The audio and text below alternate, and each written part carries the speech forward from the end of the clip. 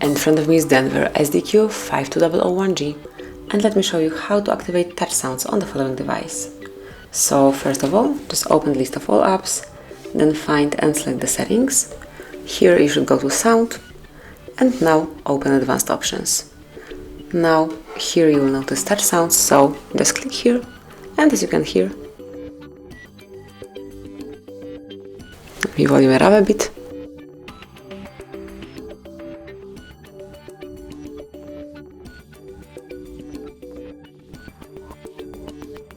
And as you can hear now, it is active. So each tap is connected with the sound. And this is it. That would be all. This is how you can activate keyboard sounds. Thank you for watching. Please subscribe our channel and leave the thumbs up.